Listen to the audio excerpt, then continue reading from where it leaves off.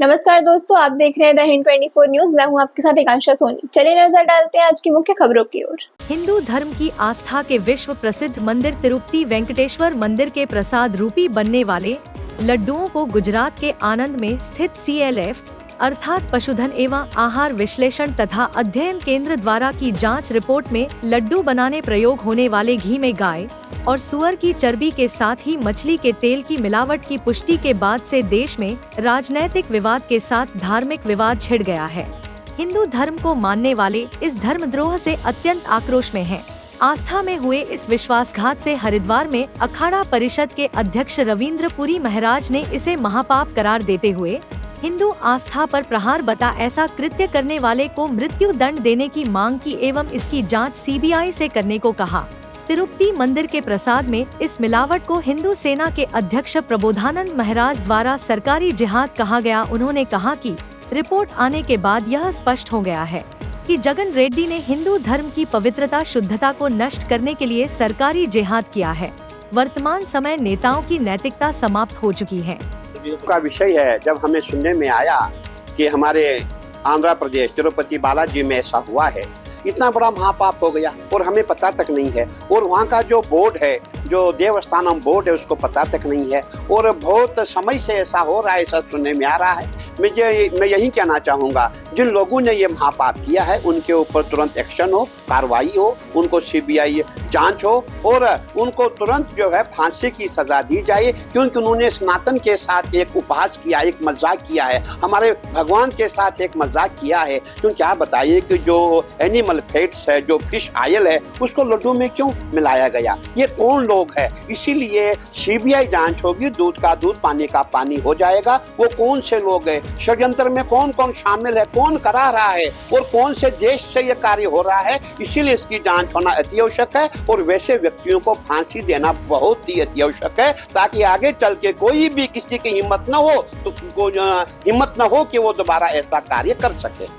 अभी हमारा विचार है, हम जितने भी संत महात्मा हम सब बैठेंगे और बैठ करके हम माननीय गृह मंत्री जी को लिखेंगे कि जो भी वहाँ पे जांच होगी और CBI जांच हो और जो व्यक्ति दोषी पाए जाएंगे उनको जो है फांसी की सजा हो, फांसी की सजा से कम न हो, ताकि हमारा जो सनातनी समाज है सुरक्षित हो जाए और कोई भी ऐसा व्यक्ति, एरा गैरा व्यक्ति जो है कभी ऐसी हिम्मत न करे जो हम सनातनियों के, जो भगवान के साथ ऐसा मजाक करे, ऐसा महापाप करे।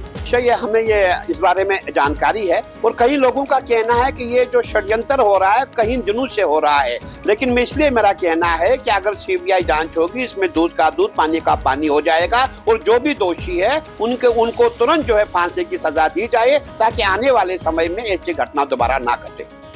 बिल्कुल इसके लिए बैठक होगी, तुरंत बैठक होगी। बैठक के बाद हम जो है माननीय गृह मंत्री जी को लिखेंगे कि भाई इनके ऊपर जो है CBI जांच हो और CBI जांच होने के बाद इनको जो है बीच चौराहे पे फांसी दी जाए, ताकि आने वाले व्यक्ति जो हमारे देशद्रोही है, जो सनातन के विरोधी है, उनको सबक मिले कि जो सनातन के साथ छेड़छाड़ करेगा उसके साथ ऐसा हश्र होगा। आपने देखा होगा, जब भी हम कोई बोर्ड बनाते हैं, वो जो मंदिरों का जो बोर्ड होता है, मंदिर बोर्ड में आध्यात्मिक व्यक्ति होने चाहिए और परंपरागत होने चाहिए। अब आप किसी भी व्यक्तियों को ट्रस्टी बना दो, कोई भी व्यक्ति आकर के बोर्ड में डालो, ऐसा ही काम होगा। इसीलिए मेरा ये कहना है कि जो आध्यात्मिक व्यक्ति है, जो संत व्यक्ति है, जो साधु व्यक्ति है, जो ब्राह्मण व्यक्ति है, जिसकी आस्था, में जाति की बात नहीं करता, जिसकी आस्था भगवान पे हो, तो उसी को जो है ट्रस्ट में लेना चाहिए, उसी को पूजा पाठ का कार्य सौंपना चाहिए। परंपरा से होना चाहिए। देखिए, ट्रस्ट में आप जिसकी भी सरकार है, जिसके अपने व्यक्ति है, वो लेकर के उसमें भर देगा, लेकिन परंपरागत होगा, क्योंकि उनका काम ही यही है। परंपरा से वो लोग मंदिर का काम करते आए हैं, तो परंपरा ही मंदिर ट्रस्ट में जो है परंपरा के ही लोग होने चाहिए। नहीं, जो संस्थान वहाँ का जो देवस्थानम बोर्ड तुरंत भंग करना चाहिए और उसमें नई नियुक्ति होनी चाहिए और उसमें अच्छे व्यक्ति, श्रद्धालु, जो भगवान के भगत है, जो ब्रह्मनिष्ठ है, जो तपोनिष्ठ है, उन्हीं को उसमें रखना चाहिए।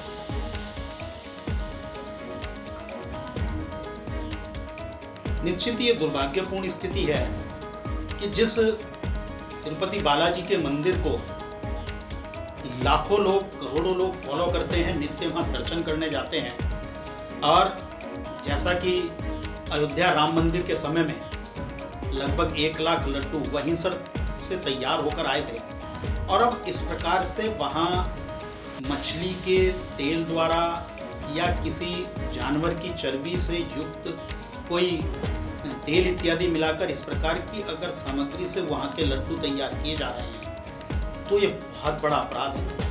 इसकी बाकायदा सीबीआई जांच होनी चाहिए और ऐसे लोगों को फांसी की सज़ा देनी चाहिए जिन्होंने हिंदू धर्मावलंबियों का धर्म भ्रष्ट किया है। ये देश के खिलाफ बहुत बड़ा षड्यंत्र है। ये भारत की सभ्यता, भारत की संस्कृति, भारत की सनातन परंपरा के खिलाफ एक बहुत घिनौनी साजिश रची जा रही है।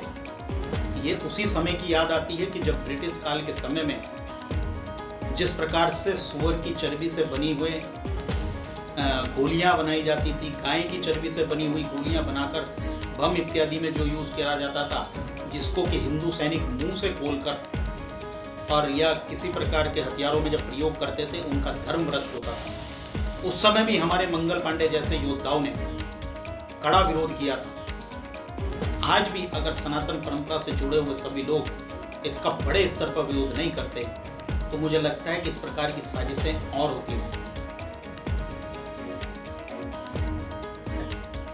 और भगवान तिरुपति के मंदिर में मांसाहार परोसा गया जगन रेड्डी की सरकार ने, तो वास्तव में ये सरकारी जिहाद है।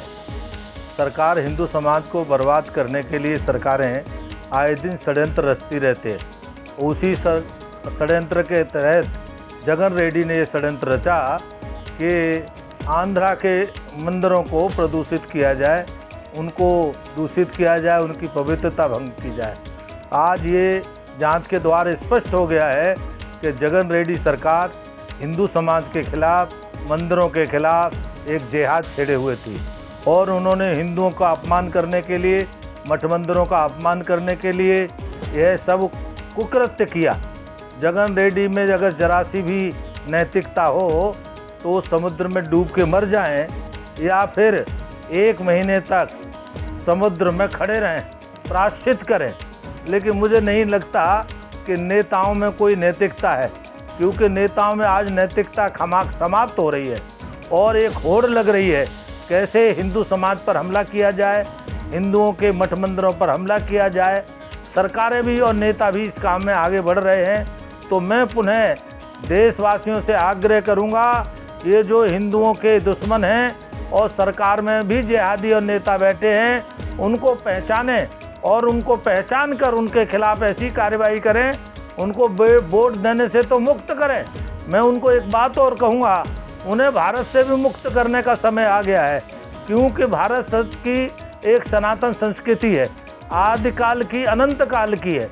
वास्तव में अगर भारत से सनातन संस्कृति के मठ मंदिर, संत, गाय निकाल दी जाए तो इस देश में कुछ बचने वाला नहीं है और नेता इसी को समाप्त करने का षड्यंत्र रखते हैं। जगन रेड्डी सरकार ने ऐसा घृणित कार्य किया, ऐसा घृणित अपराध किया है, उसके लिए उनको 100 वर्ष तक कम से कम देश निकाला होना चाहिए। ऐसे ही तमाम खबरों के लिए जुड़े रहिए द हिंद 24 न्यूज़ के साथ।